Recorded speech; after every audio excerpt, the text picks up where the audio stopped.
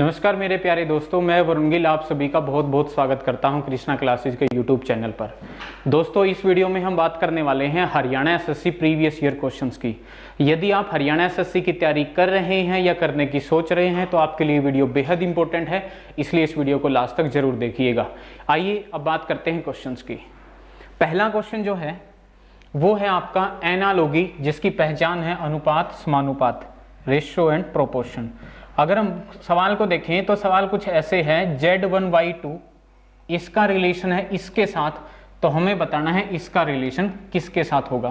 Question को अगर हम ध्यान से देखें तो इसके अंदर जो एलिमेंट है और इसके अंदर जो एलिमेंट है वो सेम है, यानी कि किया क्या, Z1Y2 का जो रिलेशन है ना, जिससे संबंध है, वो कैसे आया, इसको उल्टा लिखने से आया, 2Y1Z। तो हम कहेंगे इसका इसके साथ रिलेशन जो है, ये जो वर्ड है वो कैसे बना, इसको जब रिवर्स क्रम में लिख दिया। सेम यही लॉजिक हम इसके ऊपर लगाएंगे, तो इसको रिवर्स क्रम में जब लिखेंगे तो हम कहेंगे क्या होगा, Z1J4। तो हम कहेंगे सवाल का जो आंसर है वो होगा आपका डी। तो पहला सवाल बहुत आसान था, सिंपल, इसका इसके साथ रिलेशन क्या है, इसको उल्टा करके लिख दिया। तो इसमें भी हम वही लॉजिक फॉलो करेंगे, तो उसको उल्टा करके जब लिखेंगे तो आपके सवाल का आंसर होगा डी। आइए बात करते हैं नेक्स्ट क्वेश्चन की। नेक्स्ट क्वेश्चन जो है वो है आपका alphabet series, simple alphabet series से। कैसे, हमने देखा सवाल में ABCD के ग्रुप या पेयर बना के लिखे हुए हैं। अगर इस सवाल को देखें तो तरीका जो कहता है वो क्या है कि हर अक्षर के ऊपर नंबरिंग करो और फिर प्लस माइनस करो, सवाल का आंसर आ जाएगा। लेकिन अगर मैं सवाल को पढ़ूं तो पढ़ते ही मेरे दिमाग में कहीं ना कहीं ऐसी सेंस आती है कि सवाल में जो ग्रुप है ना वो लगातार है, जैसे A फिर पता नहीं क्या आया, फिर मैंने देखा C D E, यानी कि बिना नंबरिंग के भी सवाल को करेंगे तो सवाल होगा, होने के साथ साथ सवाल जल्दी भी होगा। कैसे, देखो A फिर पता नहीं क्या आएगा, फिर C D E, ये बात क्या बता रही कि यहां जो आंसर होगा उसमें पहला जो एलिमेंट होगा वो होगा P। A B C D लगातार ही है। फिर देखें तो T के बाद क्या आएगा, U V W X, सही है। फिर H के बाद बात करें तो H के बाद जो होगा, अगर हम इस तरीके से देखें तो लगातार ही है। H के बाद क्या आएगा, I J K L। फिर L के बाद देखें तो L के बाद क्या आएगा, M N O P। तो हम कहेंगे बिना नंबरिंग के सवाल जो है वो आसानी से जल्दी हो गया, इसलिए सवाल का जो आंसर होगा BUIM, यानी कि C ऑप्शन होगा। आइए बात करते हैं नेक्स्ट क्वेश्चन की। नेक्स्ट क्वेश्चन को अगर हम देखें तो सवाल में कहा है, जो आपका क्वेश्चन है वो ब्लड रिलेशन से है, रक्त संबंध से है। और ये जो क्वेश्चन होता है या ये जो चैप्टर है पूरा का पूरा वो डायग्राम बेस्ड चैप्टर है। डायग्राम बेस्ड चैप्टर से मतलब ये होगा, अगर इसका क्वेश्चन आता है तो आपको डायग्राम बनाना ही पड़ेगा। डायग्राम बनेगा या सही बनेगा तो ही आपके सवाल का आंसर होगा। तो पहले डायग्राम के लिए या डायग्राम में जो छोटी छोटी बातें हम यूज करेंगे, जो आपको मतलब सॉल्यूशन समझने में हेल्प करेगी या एनालिसिस समझने में हेल्प करेगी, उसको मैं बता देता हूँ। वैसे ऐसा मैंने पहली वीडियो में भी बताया था, जब हमने हरियाणा पुलिस SI के पेपर को सोल्व किया था, तो उसमें भी हमने देखे थे कि ब्लड रिलेशन के क्वेश्चन आए थे, तो वो वीडियो भी आप देख सकते हैं। फिर से आपको बता दूं थोड़ा सा कि जब भी ब्लड रिलेशन का क्वेश्चन आता है तो हम कहीं भी प्लस का साइन रखते हैं ना, तो वो किसको बताता है, प्लस का मतलब होता है मेल यानी कि पुरुष। ऐसे ही अगर कहीं भी माइनस डिनोट करते हैं तो वो किसको रिप्रेजेंट करता है, फीमेल यानी कि महिला को। पहली छोटी सी बात ये, प्लस आए तो हम कहेंगे वो मेल पुरुष को रिप्रेजेंट करता है या लड़के को रिप्रेजेंट करता है, माइनस आएगा तो वो किसको रिप्रेजेंट करता है, फीमेल को। उसके बाद अगर हम इस तरीके से जनरेशन समझे, मान लो ये पहली जनरेशन, इससे ऊपर चले तो ये दूसरी जनरेशन, इससे ऊपर चले तीसरी जनरेशन, ऐसे ऊपर नीचे जनरेशन का गैप के अनुसार डायग्राम बनता रहेगा। अगर हम सिर्फ 3 जनरेशन के ऊपर बात समझे तो यहां पर अगर मैं कहूं कि तुम हो तो तुमसे ऊपर वाली जनरेशन में कौन होंगे, तुम्हारे माता पिता। और अगर यहां तुम हो तो तुमसे नीचे वाली जनरेशन में कौन होंगे, तुम्हारे पुत्र पुत्री। यानी कि जब भी जनरेशन के गैप का रिलेशन के अनुसार स्टेटमेंट दे रखी होगी ना, तो आपका डायग्राम नीचे से ऊपर की ओर चलेगा। लेकिन अगर रिलेशन दे रखा है सेम जनरेशन का, सेम जनरेशन से मतलब जैसे भाई बहन का रिश्ता आएगा तो वो सेम जनरेशन का रिलेशन होगा, तब हम डायग्राम को ऐसा सीधा एक लाइन में ही बनाएंगे। जैसे 3 जनरेशन से मतलब ये है, अगर यहां तुम अपने आप को रखते हो तो तुमसे ऊपर वाली जनरेशन में कौन होंगे, तुम्हारे माता पिता, चाचा ताऊ, मौसा मौसी, सारे वही होंगे। और इससे नीचे वाली जनरेशन में कौन होंगे, तुम्हारे पुत्र पुत्री, तुम्हारे सगे बहन भाइयों के पुत्र पुत्री, तुम्हारे चचेरे ममेरे फुफेरे भाई बहनों के पुत्र पुत्री। तो दूसरी बात, ये जनरेशन जनरेशन का गैप होगा तो डायग्राम ऊपर से नीचे बनेगा, और सेम जनरेशन का डायग्राम होगा तो वो सीधी लाइन में बनेगा। एक छोटी सी और इंपॉर्टेंट बात है वो ये है, जैसे जब कभी भी हम किन्हीं भी दो को रिलेट करेंगे और ऐसे चाप से दर्शाएंगे, दो बातें होती है, एक तो इनको हम ऐसे चाप से मिलाएं, दूसरा जैसे ये ए और ये बी कोई है, पता नहीं मेल है फीमेल, इनको ऐसा सीधी लाइन से मिलाएं, तो जो सीधी लाइन से रिप्रेजेंटेशन है ना वो क्या है, ए और बी के भाई बहन या जो भी मतलब दोनों भाई हैं दोनों बहनें हैं ऐसा रिलेशन रिप्रेजेंट करती है। लेकिन जब हम ए और बी को सर्कल से डिनोट करते हैं ना तो ये ध्यान रखिएगा ये पति पत्नी के संबंध को दर्शाता है। यहां पर हम कुछ भी प्लस माइनस ले सकते हैं, लेकिन यहां हम क्या लेंगे, एक प्लस तो दूसरा क्या लेंगे माइनस, यानी कि ए बी का अगर पति है तो बी ए की क्या होगी, पत्नी। तो ध्यान से समझिएगा, छोटी सी बात है लेकिन बहुत बार क्वेश्चन इसकी वजह से गलत हो जाता है। ए बी को जब हम सर्कल से डिनोट करेंगे या ऐसा कह लो चाप से जब डिनोट करेंगे तो वो पति पत्नी के रिश्ते को दर्शाएगा, और जब हम ए बी को सीधी लाइन से मिला देंगे तो वो दोनों में सेम जनरेशन यानी कि भाई बहन के रिश्ते को डिनोट करेगा। ठीक है, तो ये सारी छोटी छोटी बातें थी जो मतलब अभी हम जब इसका एनालिसिस करेंगे या यूं कहिए इस सवाल को सोल्व करेंगे तो वो आपको समझने में जरूर काम आएगी। तो बात करते हैं क्वेश्चन का सोल्यूशन कैसे। तो एक बार इसको हटा देते।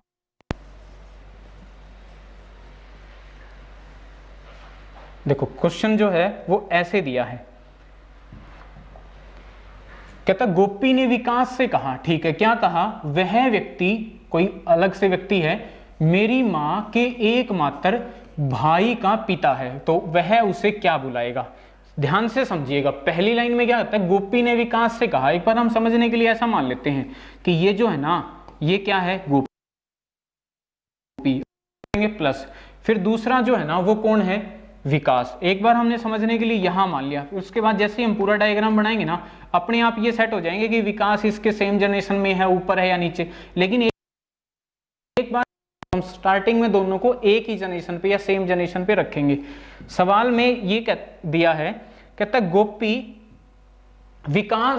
गोपी ने विकास से कहा, वह व्यक्ति कोई अलग से है, जैसे हम यहां मान लें कोई अलग से व्यक्ति है, वो कौन है, मेरी माँ के एकमात्र भाई। मेरी माँ मतलब गोपी की माँ, गोपी की माँ कहाँ आएंगी, ऊपर, क्योंकि अभी हमने सीखा था यहाँ पर अगर गोपी है तो उससे ऊपर वाली जनरेशन में होंगे उसके माता पिता।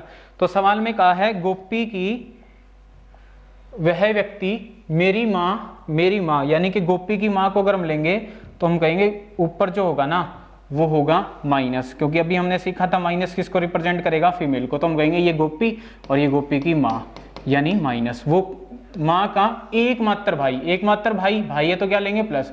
अब ये और ध्यान से समझिएगा, एकमात्र या इकलौता ऐसा वर्ड है, एकमात्र या इकलौता ऐसे वर्ड हैं जिनसे आज के दिन क्वेश्चन आता ही आता है, या यूं कहिए जब भी आपके सामने ब्लड रिलेशन का क्वेश्चन होगा तो आपको ये शब्द जरूर देखने को मिलेगा।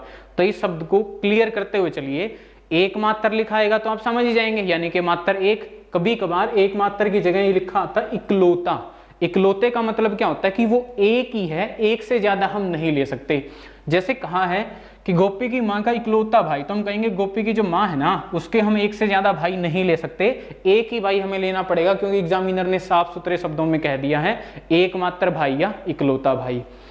का क्या है, पिता है, पिता है तो कहाँ है, ऊपर, और पिता है तो क्या कहेंगे प्लस। देखो इस व्यक्ति को हमने एक बार स्टार्टिंग में सेम जनरेशन पे लिया था, लेकिन जैसे ही मैंने डायग्राम पूरा बनाया तो क्या हुआ, सवाल ये था गोपी ने विकास से कहा किसी व्यक्ति के बारे में, वो कौन है, मेरी माँ, ठीक है, ऊपर वाली जनरेशन में। माँ का एकमात्र या इकलौता भाई, ठीक है, सेम जनरेशन यहाँ, और भाई का क्या है, वो पिता है, एकमात्र भाई का क्या है, पिता। यानी कि ये जो व्यक्ति था ना जैसे ही डायग्राम पूरा हुआ ये यहाँ पर सेट हो गया। तो एक बार हम इनको बराबर में लेंगे, सेम जनरेशन में लेंगे, उसके बाद सवाल अपने आप वहां चला जाएगा जैसी स्टेटमेंट दे रखी है। अब इनकी यहाँ कोई जरूरत नहीं। अब बात करते हैं पूछा क्या है, कहता है वह व्यक्ति यानी कि ये वाला व्यक्ति, ये जो व्यक्ति है ये वाला व्यक्ति उसे क्या बुलाएगा, उसे मतलब गोपी को क्या बुलाएगा। तो हम कहेंगे सवाल में आखिरी लाइन को हम ऐसे पढ़ेंगे, यानी कि वह जो है ना वो व्यक्ति वो क्या है, गोपी को क्या बुलाएगा। तो देखो ये व्यक्ति है, अगर ये इसका पिता है तो सीधी सी बात है इसका ही पिता होगा, क्यों, क्योंकि ये दोनों भाई बहन है। अगर ये इसका पिता है और ये क्या है, गोपी की माँ, तो हम कहेंगे ये जो व्यक्ति है ना ये गोपी को क्या बुलाएगा, ये इसकी माँ और ये माँ का बेटा, और माँ का बेटा क्या होगा इस व्यक्ति के लिए दोता, और पूछा क्या है, वह उसे क्या बुलाएगा, यानी कि इस व्यक्ति को क्या बुलाएगा, तो हम कहेंगे माँ, और माँ का पिता क्या होगा, नाना। तो आपके सवाल का जो आंसर होगा ना वो क्या होगा, नाना होगा। ठीक है, आइए बात करते हैं नेक्स्ट क्वेश्चन की। नेक्स्ट क्वेश्चन क्या है आपका, सिंपल दिशा और दूरी से क्वेश्चन है, डिस्टेंस एंड डायरेक्शन से क्वेश्चन है। कहता है दक्षिण पूर्व बनता है पूर्व, ठीक है, दक्षिण पूर्व को क्या बना दिया, पूर्व। ऐसे ही उत्तर पूर्व बनता है उत्तर, ये भी ठीक है। और इसी सीक्वेंस को आगे सभी की सभी डायरेक्शन के ऊपर अप्लाई किया जाता है, तो हमें बताना होगा पश्चिम क्या बनेगा। देखो इससे पहले मैं आपको थोड़ा सा बता दूं, ये कोई सेंटर पॉइंट है, मान लो ये किसी डायरेक्शन किसी दिशा को डिनोट नहीं करता। जब हम इससे इधर चलेंगे, इस पॉइंट से अगर मैं इधर चलूं तो वो होगी आपकी पूर्व दिशा, इसके अपोजिट यहां आएंगे तो वो क्या होगी, पश्चिम। इससे ऊपर चलेंगे तो दिशा होगी उत्तर, और इससे नीचे आएंगे तो दिशा क्या होगी, दक्षिण। तो हम कहेंगे ये चार हमारी प्रमुख दिशा है, मेन डायरेक्शन है, पूर्व पश्चिम उत्तर दक्षिण। सवाल बहुत आसान है, लेकिन बस आपको इतना ध्यान रखना होगा कि ये जो दिशा है, डायरेक्शन है, ये कभी बदलेगी नहीं, हमेशा फिक्स रहेगी। मतलब हमेशा जब भी हम पश्चिम की तरफ जाएंगे तो इसी दिशा को ही हम पश्चिम मानते हुए डायग्राम बनाएंगे। ये फिर से डायग्राम बेस्ड क्वेश्चन है, अगर आपका डायग्राम सही बना तो ही आपके सवाल का आंसर सही होगा, वरना आपके सवाल का आंसर गलत होगा। इसलिए ध्यान रखिएगा जब भी आप डायग्राम बनाएं तो ये कुछ बेसिक बातें हैं, पूर्व, यहाँ पश्चिम, यहाँ ऊपर उत्तर और नीचे दक्षिण, ये चार मेन डायरेक्शन है, प्रमुख दिशा है। इनके बीच की दिशा की बात करें तो ये जो है ना, उत्तर और पूर्व के बीच की दिशा है, ये क्या है, उत्तर पूर्व। दक्षिण और पूर्व के बीच में है तो वो क्या है, दक्षिण पूर्व। यहां देखें तो ये क्या है, दक्षिण पश्चिम, और यहां देखें तो ये क्या है, उत्तर पश्चिम। तो ये चार जो है हमारी उप दिशा है। जब भी हम उपदिशाओं की बात करेंगे या उपदिशाओं का नाम लेंगे तो उत्तर और दक्षिण पहले लिखा जाएगा, क्योंकि पृथ्वी के दो पोल हैं, दो ध्रुव हैं, उत्तरी ध्रुव और दक्षिणी ध्रुव, उन्हीं के बाद सारी दिशाओं के नाम रखे, इसलिए हम इसको दक्षिण पश्चिम ही कहेंगे। पश्चिम दक्षिण इसको कहना बिल्कुल गलत होगा। यहां भी हम उत्तर पूर्व ही कहेंगे, पूर्व उत्तर कहना गलत होगा। अब बात करते हैं सवाल क्या पूछा है। देखो कहता है दक्षिण पूर्व जो है ना, यानी कि ये जो है दक्षिण पूर्व जो है, यानी कि ये वाला दक्षिण पूर्व क्या बन जाता है, पूर्व बन जाता है। ठीक है, ये तो सवाल में दिया है दक्षिण पूर्व क्या बन जाता है, पूर्व। अब देखो अगर हम ऐसे समझें, ये है हमारा दक्षिण पूर्व, और दक्षिण पूर्व क्या हो जाता है, पूर्व हो जाता है। कैसे, देखो इसके साथ साथ एक छोटी सी बात और ध्यान रखना, जैसे आपने सीखी भी होगी, पढ़ी भी होगी, क्लोक और एंटी क्लोक भी कुछ होता है, दक्षिणावर्त और वामावर्त भी कुछ होता है, उसको भी हमें ध्यान रखना होगा। जैसे मान लो ये कोई लाइन है या कोई दिशा है जिसका ये सिरा फिक्स, अगर मैं इसको ऐसे घुमाऊं तो हम कहेंगे इसके जो घूमने की दिशा होगी ना वो क्या होगी, क्लोकवाइज, जिसको हम हिंदी में बोलते हैं दक्षिणावर्त होगी, यानी कि दाएं हाथ की तरफ घूमेगी। अगर हम इसको ऐसे घुमाएं तो ये क्या होगा आपका, क्लॉकवाइज, यानी कि दक्षिणावर्त होगा। लेकिन जब हम इसको ये सिरा फिक्स मानते हुए ऐसे घुमाएंगे तो ये आपकी होगी एंटी क्लॉक, यानी कि वामावर्त। ये तो वो दिशा है जो घड़ी में सुइयों की दिशा होती है, इसलिए इसको क्या बोलते हैं, क्लॉकवाइज। और ये वो दिशा है जो घड़ी की सुइयों की दिशा के अपोजिट होती है, एंटी होती है, इसलिए इसको क्या बोलते हैं, एंटी क्लॉकवाइज, यानी कि वामावर्त। दूसरा, अगर हम यहां देखें तो ये एंगल क्या होता है, 45 डिग्री, ये भी 45, ये भी 45, ये भी। इस तरीके से हम देखें तो छोटी छोटी दिशाओं के बीच में जो एंगल है वो कितना है, 45 डिग्री का। ध्यान देने वाली बात ये होगी क्लॉक और एंटी क्लॉक। अगर ऐसे दाएं हाथ की तरफ चलें, घड़ी की सुइयों की दिशा की तरफ चलें तो उसको बोलेंगे क्लॉकवाइज, यानी कि दक्षिणावर्त। और अगर इसके अपोजिट चलें, एंटी चलें, तो उसको हम कहेंगे ये क्या होगा, एंटी क्लॉक, यानी कि वामावर्त।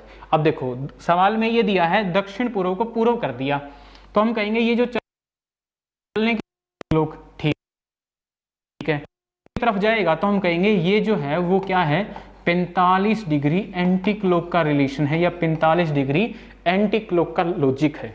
देखो दक्षिण पूर्व को पूर्व जब जाएंगे तो हम कहेंगे रिलेशन क्या है, सवाल की जैसे स्टेटमेंट दे रखी है उसके अनुसार 45 डिग्री एंटी क्लॉकवाइज। अब देखो दूसरा जो पेयर है ना उसमें भी सेम रिलेशन मिलेगा, लेकिन हम एक बार सीखने के लिए एक बार कंफर्म कर लेते हैं, अदरवाइज जब भी आप सवाल को करें एग्जाम हॉल में तो पहला दूसरे में भी पेयर सेम ही होता है। कभी कभार तो दूसरा दिया भी नहीं होता, एक कॉम्बिनेशन देके, एक पेयर देके सीधा सवाल पूछ लिया जाता है कि बताओ ये दिशा क्या होगी, या ये दिशा किस दिशा को डिनोट करेगी।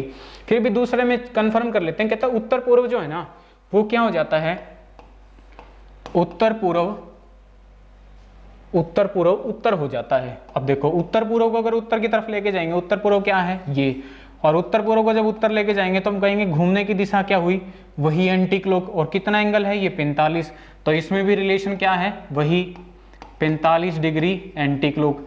अगर इन दोनों में 45 डिग्री एंटी क्लॉक है तो जिसका पूछा है उसमें भी क्या होगा, 45 डिग्री एंटी क्लॉक ही होगा।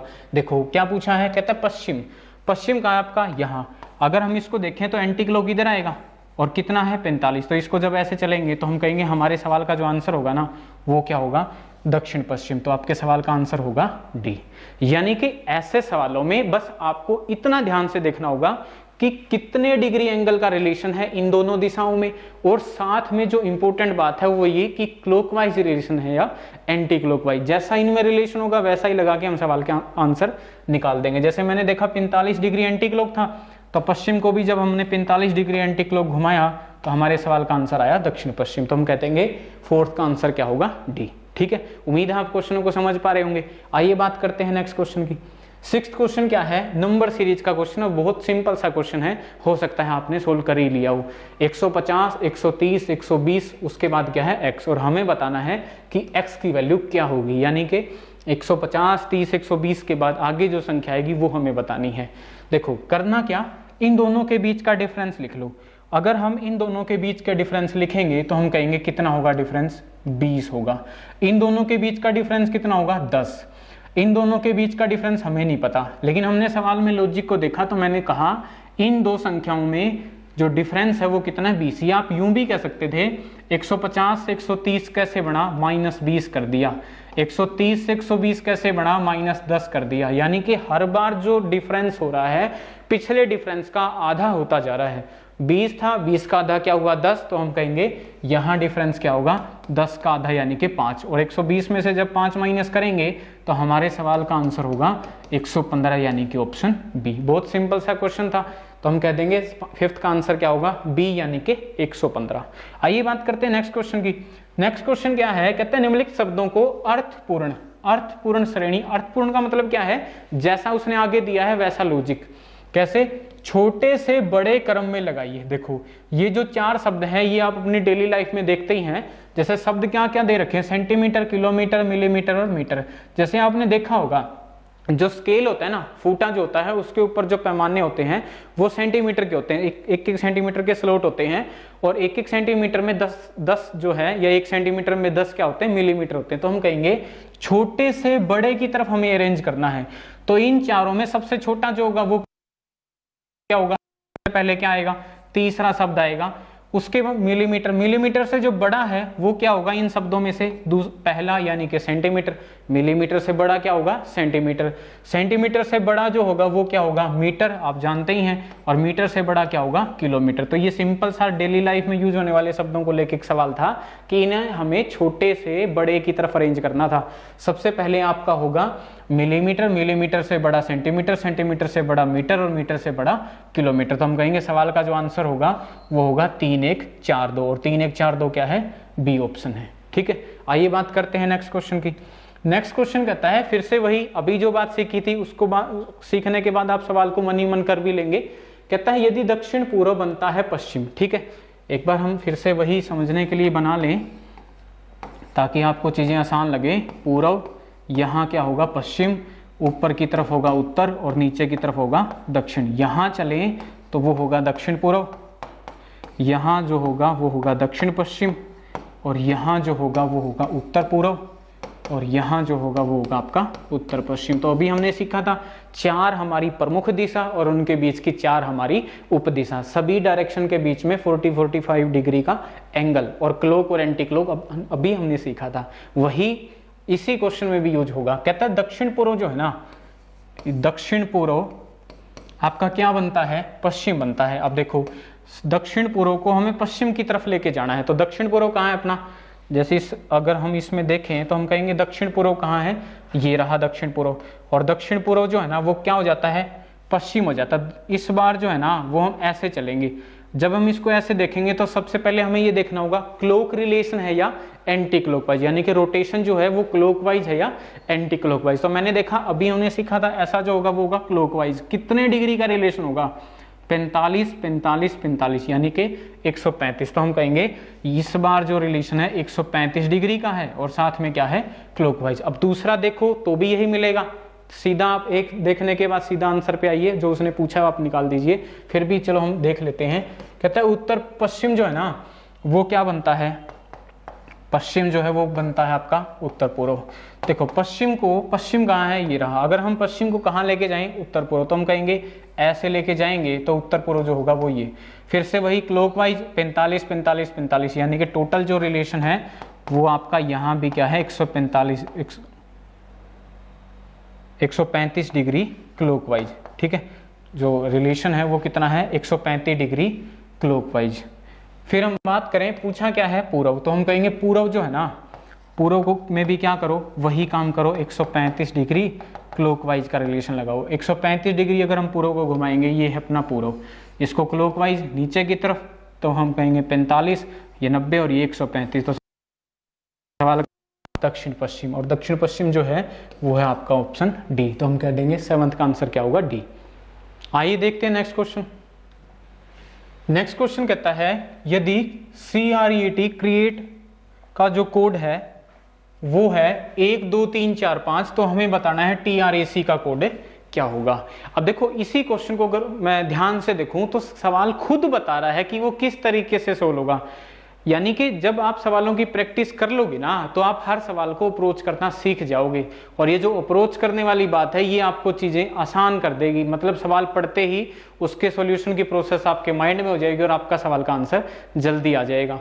जैसे मैंने देखा इसके अंदर जो अक्षर है सेम अक्षर इसके अंदर है, यानी कि ऐसे सवालों में क्या होता है, इस वर्ड के सामने वाले इस कोड में जिस स्थान पर जो अंक है वही उसी का कोड होगा। क्या, जैसे C पहले पर है तो C का कोड क्या होगा 1, R दूसरे पे है तो R का कोड क्या होगा 2, फिर E यहाँ तो यूं भी लिख सकते हैं, C का कोड होगा 1, फिर R का कोड होगा 2, E का कोड होगा 3, A का कोड होगा 4 और T का कोड क्या होगा 5। यानी कि जब इसमें और इसमें सेम अक्षर मिले तो आप कहोगे इसके सामने वाले कोड में हर अक्षर के स्थान पर जो नंबर होगा वो उसका कोड होगा।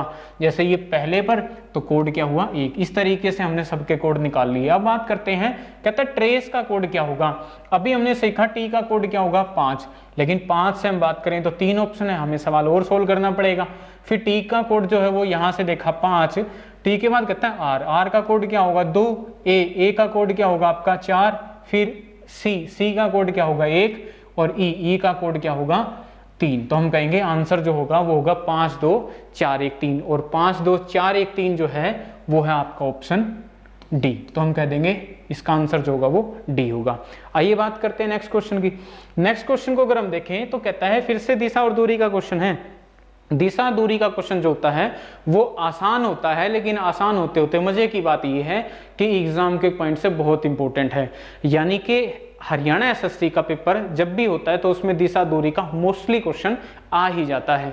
देखो क्या कहता है, यदि मोनू जो है पश्चिम दिशा की तरफ चलता है, ठीक है, एक बार हमें देखें, यहां से हम किसी व्यक्ति को चलाना शुरू करते हैं और अभी हमने सीखा था ये डायरेक्शन दिशा जो है वो फिक्स रहेगी, ये पूर्व तो ये होगा आपका पश्चिम, ऊपर की तरफ होगा आपका उत्तर और नीचे की तरफ होगा आपका दक्षिण। कहता है मोनू जो है ना पश्चिम दिशा की ओर चलता है। देखो यहां से ये जो आपका सेंटर पॉइंट है ना, जैसे ये जो है ये सेंटर पॉइंट जो है यहां से हम उसको चलाना शुरू करेंगे। कहता है मोनू पश्चिम दिशा की ओर चलता है, तो यहां से पश्चिम कहाँ आएगा इधर, यहां से पश्चिम कहाँ होगा इधर। तो हमने देखा यहां से मतलब हमने डायग्राम बनाना शुरू किया, यहां से वो गया पश्चिम दिशा की ओर। फिर कहता है पश्चिम दिशा की ओर चलता है, फिर वह दाएं मुड़ता है। देखो दायां बायां जो है ना ये आपके रीजनिंग के 2-3 चैप्टरों में यूज होगा। जैसे हमने देखा दायां बायां आपका दिशा दूरी में यूज होगा। सेम दायां बायां जो है ना कभी कभार सीरीज में भी यूज हो जाता है, जब वो ये कह देगा कि अल्फाबेट में यानी कि अंग्रेजी वर्णमाला में बाएं से 8वां, दाएं से 9वां, या दाएं के दाएं या बाएं के बाएं, ऐसे भी सवाल हम करेंगे, वो भी एग्जाम में पूछे जाते हैं। और ठीक आपका दायां बायां जो है ना वो 1-2 चैप्टरों में और यूज होता है, लेकिन पूरी की पूरी रीजनिंग में जब भी हम दाएं बाएं की बात करेंगे तो ध्यान रखिएगा जो चीज आपके दाएं हाथ की तरफ है वो दायां होगा और जो बाएं हाथ की तरफ है वो बायां। जैसे हम बात करें सीटिंग अरेंजमेंट में भी आपका दायां बायां यूज होता है, कभी कभार सवाल रैंकिंग के सवाल में भी आपका दायां बायां यूज होता है। तो मतलब इसको रटिएगा नहीं, सिर्फ एक बात समझिए जो चीज दाएं हाथ की तरफ है वो दायां, वो सिरा, वो व्यक्ति, वो किनारा, और ऐसे ही बाएं हाथ की तरफ जो चीजें होंगी वो बायां होगी। जैसे मैंने देखा यहां से अगर मैं इस दिशा में चलने के बाद दायां बायां देखूं तो हम ऐसा कंसीडर कर लेंगे कि जो मोनू है ना वो यहां से पश्चिम की ओर जा रहा है, यानी कि मोनू का चेहरा उधर है। अगर वो ऐसे जा रहा है, अगर वो दाएं हाथ की तरफ मुड़ेगा तो कह देंगे दायां मोड़, और अगर वो बाएं हाथ की तरफ मुड़ता है तो कह देंगे बायां मोड़। या फिर यूं भी कह सकते हैं, अगर वो कहता है कि वो दाएं मुड़ा तो दाएं हाथ की तरफ मोड़ देंगे, और बाएं मुड़ा तो उसको बाएं हाथ की तरफ मोड़ देंगे। ध्यान ये रखिएगा, जब भी कोई व्यक्ति मुड़ेगा वो हमेशा 90 डिग्री यानी कि समकोण पर ही मुड़ेगा, हम इसको ऐसे नहीं मोड़ सकते, ये चीजें गलत हो जाएगी। बेसिक सी बातें आप जानते भी होंगे, लेकिन फिर भी ध्यान रखिएगा। हो सकता है आप ऐसे हो जो पहली बार चीज़ों को सीख रहे हो, या अभी अभी आपने तैयारी कर शुरू की हो, तो उसके लिए छोटी छोटी बेसिक बातें मैं आपको साथ के साथ बताता हुआ चल रहा हूँ। देखो यहाँ से पश्चिम की ओर चला, ठीक है, फिर कहता है दाएं घूमा। हम समझने के लिए थोड़ा सा उसको चला लेते हैं ताकि सवाल आसान पड़े, क्योंकि ऐसे सवाल में ना कभी भी मतलब दूरी नहीं पूछेगा, सवाल जो होगा वो दिशा से ही पूछा जाएगा। कहता है यहां से चला, फिर वो दाएं मुड़ा। अब दाएं कहाँ आएगा, अभी हमने सीखा था दाएं हाथ की तरफ मोड़ दिया, ठीक है, थोड़ा सा चला लिया सवाल को आसान करने के लिए। फिर कहता है वो बाईं ओर मुड़ा। यहां से बायां कैसे होगा, देखो यहां अगर वो है, इधर चलेंगे तो दायां, इधर चलेंगे बायां, तो सवाल में दिया है बाईं ओर मुड़ा तो हमने उसको ऐसे मोड़ दिया। फिर कहता है अंत में बाईं ओर मुड़ा। अब देखो इस बार हम कहेंगे उसका चेहरा ऐसा, यानी कि दाएं बाएं के लिए सिर्फ एक सिंपल सी बात समझिएगा, जिस भी दिशा की तरफ जाएं अपने आप को कंसीडर कर लीजिएगा कि मेरा चेहरा इस दिशा में है।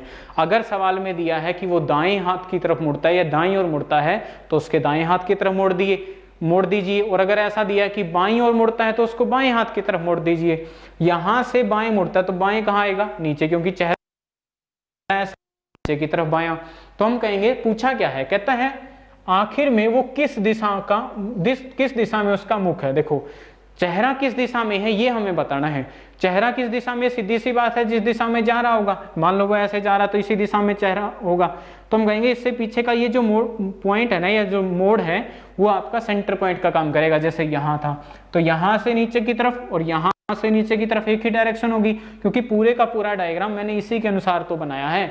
या फिर यूं कहिए, अभी हम सीख के आए थे कि पूरी की पूरी दिशा दूरी का जब भी सवाल आएगा तो डायरेक्शन कभी नहीं बदलेगी, डायरेक्शन हमेशा फिक्स रहेगी। यहां से नीचे की तरफ, यहां से नीचे की तरफ एक ही दिशा होगी, तो हम कह देंगे इसका जो चेहरा है ना, या उसका जो मुख है वो कौन सी दिशा में है, दक्षिण दिशा में। और दक्षिण आपका ऑप्शन क्या है, डी। तो हम कहेंगे इसका आंसर क्या होगा, डी। नेक्स्ट क्वेश्चन क्या है, फिर से ब्लड रिलेशन का क्वेश्चन है। लड़की की तस्वीर की ओर, एक लड़की की तस्वीर की ओर दिखाते हुए सोनू ने कहा, क्या कहा, वह मेरे पिता के एकमात्र बच्चे की बेटी है। सोनू लड़की से कैसे संबंधित है। दोस्तों अभी मैंने आपको बताया था कि ये वो वर्ड है, एकमात्र या इकलौता, वो ऐसे शब्द हैं जिनसे क्वेश्चन आज के दिन पूछा जाता है। या फिर आप यूं कहिए, जब भी ब्लड रिलेशन रक्त संबंध का क्वेश्चन होगा एग्जाम में तो ये शब्द जरूर देखने को मिलेगा। इसको मैं थोड़ा और अच्छे से आपको बता दूं, कभी कभार शब्द आएगा एकमात्र, ठीक है, एकमात्र तो बता ही रहा है कि वो मात्र एक है। कभी कभार इसको ऐसा भी लिख देंगे इकलौता, ठीक है, जैसे इस सवाल में कहा है क्या, इकलौता बच्चा है या एकमात्र बच्चे की बेटी है, इकलौता बच्चे की बात आ गई ना, तो इकलौता या इकलौती जो है इसको आप अच्छे से समझ लें कि ये है क्या, ताकि आपको सवाल बहुत अच्छे से समझ आए और एग्जाम में जब सवाल आएगा आपका एग्जाम में सवाल, आप एग्जाम दे के आओगे तो आप कहोगे कि ये सवाल जो आया ब्लड रिलेशन का तो उसमें इकलौता वर्ड मिला ही मिला। तो क्या है, क्या ये कहानी, एकमात्र इकलौते का मतलब क्या होगा, वो एक ही है, एक से ज्यादा नहीं ले सकते। 3 सिचुएशन आती हैं दोस्तों, ध्यान से समझिएगा। एक तो होता है हमारे पास कभी कभार ऐसा लिखा आएगा जब एग्जामिनर कह देगा कि कोई किसी का इकलौता बेटा है, एक सिचुएशन ये, या इकलौता पुत्र है। एक सिचुएशन ये आएगी जब ऐसा होगा कि कोई किसी की इकलौती पुत्री है, या ऐसा कहिए इकलौती बेटी है। और तीसरी आती है बात जब वो ये कह देगा कि कोई किसी की इकलौती संतान है, जैसे इसमें दिया है इकलौता बच्चा है, हमें नहीं पता वो लड़का है या लड़की, लेकिन हमने कहा इकलौती संतान है।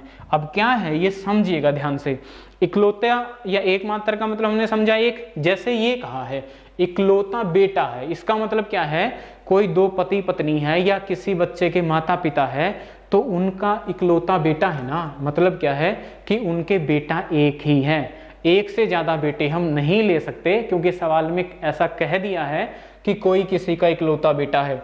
इकलौता बेटे का मतलब क्या होगा कि बेटा उनके एक ही होगा, कोई दो पति पत्नी या माता पिता रहे होंगे, उनके बेटा एक ही है, एक से ज्यादा नहीं ले सकते। हाँ, बेटियां और हो भी सकती हैं और नहीं भी, वो डिपेंड करता है कि सवाल में उनके बारे में कहीं जिक्र है या नहीं, अगर है तो कंसीडर करेंगे, वरना कोई जरूरत है ही नहीं।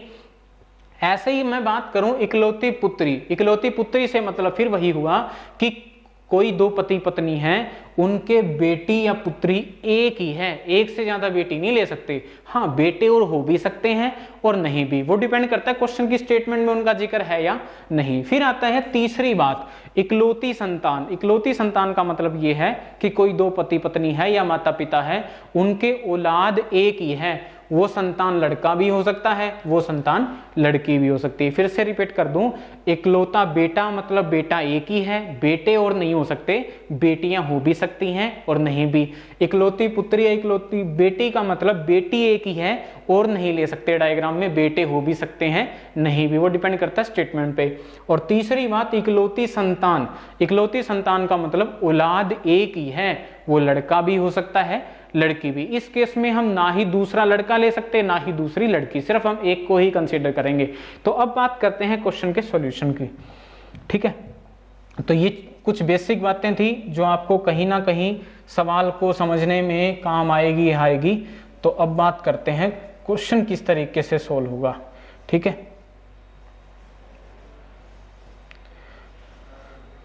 तो अब बात करते हैं क्वेश्चंस की। कहते हैं एक लड़की की तस्वीर की ओर इशारा करते हुए, एक बार हम इन दोनों को सेम जनरेशन पे लेंगे, क्योंकि हम बता नहीं सकते कि कौन किस जनरेशन में है, इसलिए हम स्टार्टिंग में दोनों को सेम लेवल पे लेंगे या सेम जनरेशन पे लेंगे। उसके बाद जो है ना, अपने आप जैसे ही हम डायग्राम पूरा करेंगे तो चीजें अपने आप अरेंज हो जाएगी कि कौन कौन सी जनरेशन में है। कहता है एक लड़की, ये है लड़की, एक लड़की की तस्वीर को दिखाते हुए सोनू ने कहा, ये है सोनू। सोनू ने कहा, क्या कहा, कहता वह मेरे पिता मतलब सोनू के पिता। तो सोनू के पिता कहाँ आएंगे, इससे ऊपर वाली जनरेशन में, क्योंकि अभी हमने बात की थी इससे ऊपर इसके माता पिता, फिर इसके माता पिता, इससे नीचे इनके पुत्र पुत्री, ऐसे चलेंगे। तो हम कहेंगे सोनू ने एक लड़की की तस्वीर दिखाते हुए कहा, क्या कहा कि वो कौन है, वह मेरे पिता के एकमात्र बच्चे। अब देखो, एकमात्र बच्चे अभी हमने सीखा था, मतलब बेटा या बेटी वो एक ही है, लेकिन हमने देखा सोनू है। वैसे सवाल में आजकल देखे ना तो सोनू लड़के का भी नाम है, लड़की का भी नाम है, इसलिए मतलब कोई ज्यादा बड़ी बात नहीं पड़ती, क्योंकि सोनू का कहीं जिक्र है ही नहीं। फिर भी हम ऐसा कह दें तो आज इसी वजह से अभी जो सवाल पूछे जाते हैं वो नामों को हटा के अल्फाबेट से पूछे जाते हैं, यानी कि सवाल में ऐसा आ जाएगा ए बी की माँ है, सी डी का पिता है, क्योंकि जो नाम है ना वो आजकल ऐसे बहुत से कॉमन नाम है जो लड़के का भी है लड़की का भी। जैसे हमने देखा सोनू, आज के दिन लड़के का भी नाम है, लड़की का भी, संतोष, मुकेश, राजेश, मनदीप, बहुत से नाम हैं जो लड़के के भी हैं और लड़की के भी। इसलिए अब कमीशन ने, आयोग ने नामों को हटा के अल्फाबेट से क्वेश्चन पूछने शुरू कर दिए हैं, ठीक है। देखो, वह मेरे पिता के एकमात्र बच्चे की बेटी है, यानी कि ये इसका पिता यहाँ और पिता का एकमात्र, तो दूसरा तो ले ही नहीं सकते, और ये क्या है, उसकी बच्ची है या ऐसा लिखा है उसकी बेटी है, इसकी बेटी है। तो हम कहेंगे ये जो लड़की है ना जिसकी फोटो थी वो यहाँ पे आ गई। तो हमने देखा एक बार इनको सेम जनरेशन पे लिया, लेकिन जैसे ही मैंने डायग्राम पूरा किया तो ये लड़की जो है यहाँ ना होके यहाँ आ गई। तो हम कहेंगे अगर हम इस सवाल के सॉल्यूशन को देखें तो डायग्राम कुछ ऐसा बनेगा, ठीक है। फिर से चेक कर लेते हैं, फिर से आपको बता दूं। कहता है एक लड़की की तस्वीर की ओर इशारा करते हुए, ये बात ध्यान रखिएगा, एक बार हम इनको सेम जनरेशन में लेते हैं, उसके बाद चीजें अपने आप अरेंज हो जाती है कि कौन कहाँ किस जनरेशन में है। लेकिन हमें शुरू में नहीं पता होता, इसलिए हम बता नहीं सकते कि वो सेम जनरेशन में है या ऊपर, इसलिए हम स्टार्टिंग में सेम लेवल पे चलते हैं, जैसे हमने सवाल को अभी किया था। कहते हैं लड़की की तस्वीर दिखाते हुए सोनू ने कहा कि वो कौन है, मेरे पिता के एकमात्र बच्चे। ये इसका पिता और पिता का एकमात्र बच्चा सोनू खुद ही है, एकमात्र दिया इसलिए हम कहेंगे एक से ज्यादा नहीं हो सकते, ना ही दूसरा बेटा हो सकता और ना ही दूसरी बेटी हो सकती। कहता पिता का एकमात्र बच्चा और उसकी क्या है, ये बेटी है या पुत्री है। तो हम कहेंगे ये लड़की जो हमने यहाँ ली थी वो यहाँ आ गई। अब पूछा क्या है, कहता है सोनू उस लड़की से कैसे संबंधित है। ध्यान रखिएगा, जब भी सवाल ऐसा आए तो पहला नाम जैसे सोनू है, दूसरे नाम का क्या लगता है या क्या लगती है, तो ये हम कहेंगे आखिरी लाइन को आसान करने के लिए हम ऐसे पढ़ लेंगे, सोनू उस लड़की से कैसे संबंधित है। ऐसे ना पढ़ के इसको ऐसे पढ़ेंगे, आसान रहेगा। सोनू उस लड़की का क्या लगता है या क्या लगती है, तो हम कहेंगे ये सोनू है, और उस लड़की का क्या लगता है, लड़की ये है, तो सोनू ये है, तो हम कह देंगे सोनू जो है ना लड़की से ऊपर वाली जनरेशन में है, तो ये क्या है, इसका पिता है, तो हम कह देंगे ये कौन है, पिता। तो सवाल का जो उत्तर होगा वो होगा आपका सी, पिता। ठीक है, बाकी सोनू अगर आप लड़की कंसीडर करते तो माता भी हो सकता था, ठीक है, लेकिन माता कहीं दिया ही नहीं, या तो अगर ये भी उत्तर हो सकता था पिता / माता, क्योंकि सोनू लड़के का भी हो सकता है नाम, लड़की का भी, लेकिन सवाल में ऑप्शनों में कहीं ऐसी सेंस नहीं थी, इसलिए हमने सवाल को देखते हुए क्या कहा, सोनू जो है वो लड़का है या पिता है, तो सोनू जो है उस लड़की का क्या लगेगा, पिता लगेगा। तो सवाल का जो उत्तर होगा वो होगा आपका सी। ठीक है, उम्मीद है आप सवाल को समझ पा रहे होंगे। दोस्तों डरिएगा नहीं, इस चैप्टर को जब आप पढ़ लोगे ना और बहुत सारे सवालों की प्रैक्टिस कर लोगे तो चीजें आसान हो जाएगी। कुछ चैप्टर ऐसे होंगे जो आप एक बार में ही पढ़ लोगे, कुछ चैप्टर ऐसे होंगे हो सकता है आपको एक बार में दिक्कत आए, आप उसको दूसरी बार पढ़िएगा या फिर उस चैप्टर के बहुत सारे क्वेश्चन करिएगा, तो आप चीज़ों को आसान कर लेंगे, चीज़ें अपने आप आसान हो जाएगी जब आप उन सवालों को लेके या उन चैप्टर को लेके मेहनत करोगे। तो आइए बात करते हैं नेक्स्ट क्वेश्चन पे। नेक्स्ट क्वेश्चन कहता है श्रृंखला को पूरा करने के लिए सही विकल्प चुनिए, यानी कि फिर से क्वेश्चन जो है ना वो अल्फाबेट सीरीज का रिपीटिशन है। जैसे हम देख पा रहे हैं एक से ज्यादा अक्षर बार बार रिपीट हो रहे हैं। ऐसे सवालों को कैसे करना होता है, पहले पूरी की पूरी सीरीज में कुल अक्षर या कुल एलिमेंट कितने हैं उनको काउंट कर लो। जैसे मैंने देखा 1 2 3 4 5 6 7 8 9 10 11 12 13 14 15 16। देखो 16 का जो क्वेश्चन है तो इसमें जो ग्रुपिंग होती है पेयर कैसे बनते हैं, 4 4 के 4 बनते हैं। दोस्तों बहुत इंपॉर्टेंट है 16 का क्वेश्चन, लेकिन मजे की बात यह है कि इंपॉर्टेंट होने के साथ साथ आसान भी है। क्यों? क्योंकि 16 का जब भी क्वेश्चन होगा तो आप सिर्फ इतना ही कहेंगे कि उसमें 4 4 के 4 ग्रुप 4 पेयर रहे होंगे। तो 4 4 के 4 पेयर जब हम करेंगे तो हम कहेंगे ये पहला, फिर ये दूसरा, फिर ये तीसरा और फिर ये आखिरी। 4 4 के 4 ग्रुप बनाने के बाद आप किन्हीं भी लगातार 2 ग्रुप को आपस में कंपेयर करके भरिएगा। कैसे? मैंने देखा ए है तो इसको देखते हो यहाँ भी ए, यहाँ भी ए, तो यहाँ क्या आएगा, ए आएगा। मतलब ये सवाल को सोल्व करने का तरीका है। हो सकता है ऐसे करने से सवाल सोल्व ना भी हो, लेकिन हम सवाल को ऐसे करेंगे तो चीजें धीरे धीरे जो है अपने आप सॉल्यूशन की तरफ या आंसर की तरफ चली जाएगी। मैंने देखा ए ए ए, तो इसको देखते हुए ए भर दिया। फिर मैंने देखा दूसरा जो है वो क्या है बी, तो यहाँ क्या आएगा बी। फिर यहाँ भी क्या आएगा बी, ये बी है ही। फिर यहाँ अगर देखें तो ये सी, ये सी, तो यहाँ क्या आएगा सी, ये सी। तो मैंने देखा जो है ना ए बी सी डी, फिर ए बी सी डी, फिर ए बी सी डी और फिर ए बी सी डी। मतलब सवाल जो था, सीरीज जो थी वो होमोजीनियस समान या समरूप श्रृंखला थी जिसमें 4 का एक ग्रुप या एक पेयर ही रिपीट हो रहा था। ए बी सी डी, उसके बाद फिर ए बी सी डी, उसके बाद फिर ए बी सी डी, उसके बाद फिर ए बी सी डी। तो हम कहेंगे आंसर जो होगा वो क्या होगा सी, फिर क्या होगा बी, फिर सी, फिर बी और फिर, तो हम कहेंगे सी बी सी बी ए। सी बी सी बी ए जो है वो देंगे, सवाल का उत्तर जो होगा वो पहला ही होगा। आइए बात करते हैं नेक्स्ट क्वेश्चन की। नेक्स्ट क्वेश्चन को अगर मैं देखूं तो कहता है यदि 9 8 7 4 3 2 को क्या लिखा जाता है, सर्टेन लिखा जाता है, तो बताओ 2 4 8 3 1 9 का कोड क्या होगा। फिर से हम सवाल को ध्यान से समझें तो हम समझ पाएंगे सवाल बहुत आसान है। कैसे? जिसका कोड दिया है ये वाला और जिसका कोड पूछा है यानी कि इसका, तो इन दोनों में देखो अंक जो हैं वो सेम हैं। और जब ऐसी चीजें आती है, ऐसी सिचुएशन आती है, तो हम कहते हैं कोड में जिस स्थान पर जो अंक होगा, जो अक्षर होगा, वही इधर वाले का कोड होता है। कैसे? 9 सबसे पहले स्थान पे है तो 9 का कोड क्या होगा सी। जैसे हम यहां लिख लें सी का कोड क्या होगा 9। 8 दूसरे स्थान पे है तो ई का कोड क्या होगा 8 और आर का कोड क्या होगा 7, ये टी का कोड क्या होगा 4, ए का कोड क्या होगा 3, ये 2 और ये 1। सिंपल सा क्वेश्चन था। अब हम क्या करेंगे, 2 का जो कोड है या 2 की जो वैल्यू है उसको किससे असाइन किया गया है, आई से। तो हम कहेंगे यहाँ जो है ना वो आपका क्या होगा, इस तरीके से अगर हम यही सोल्व करें तो हम कहेंगे 2 जो है उसका कोड क्या होगा आई, यानी कि आपका उत्तर वो होगा जो आई से शुरू होता है।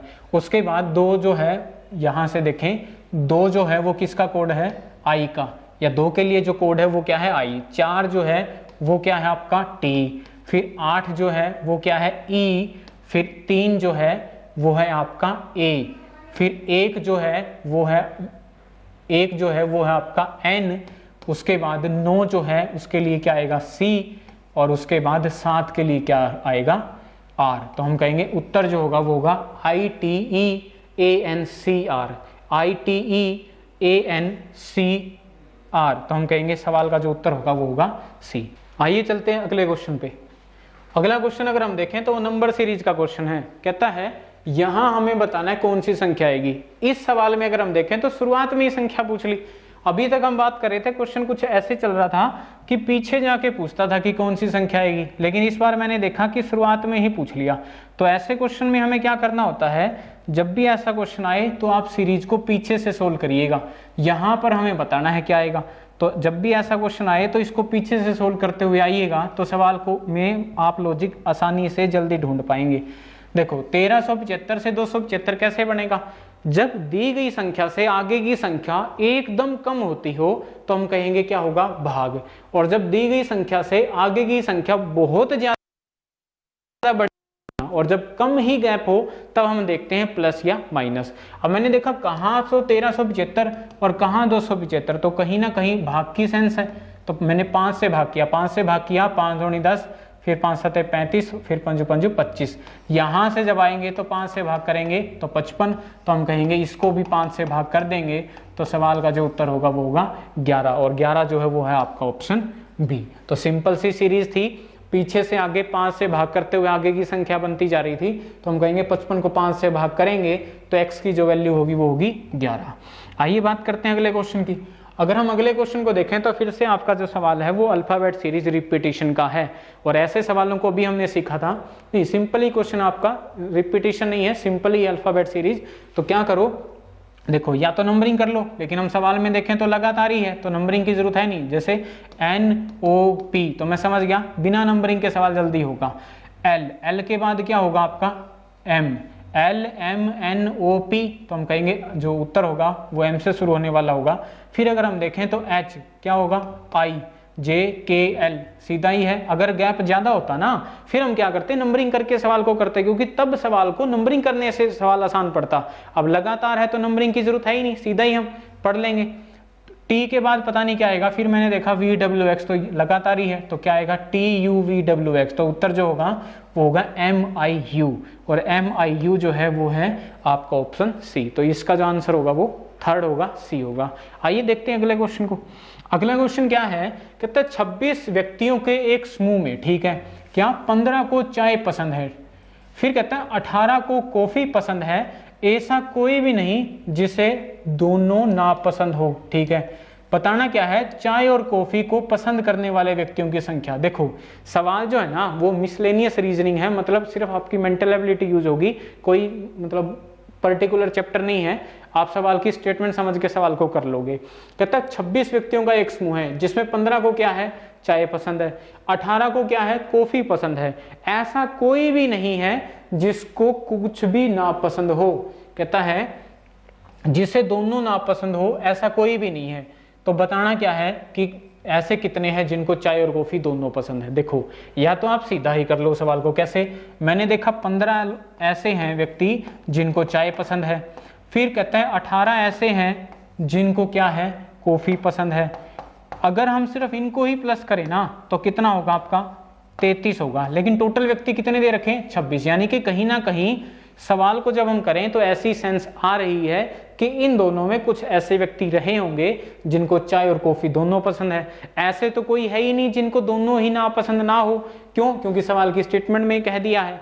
अगर इनको ही टोटल करें तो संख्या क्या आ रही है 33, लेकिन टोटल है ही कितने 26, यानी कि कहीं ना कहीं ऐसे होंगे जो दोनों में एक नंबर कॉमन होगा। वो क्या है, ऐसे हैं जिनको चाय भी पसंद है और कॉफी भी। वो संख्या कैसे आएगी, इस 33 में से अगर आप टोटल माइनस कर दें तो हम कहेंगे 7 ऐसे हैं जिनको चाय भी पसंद है और कॉफी भी, इसलिए आपके सवाल का उत्तर क्या होगा दूसरा, यानी कि 7। तो 7 व्यक्ति ऐसे हैं जिनको चाय कॉफी दोनों पसंद है।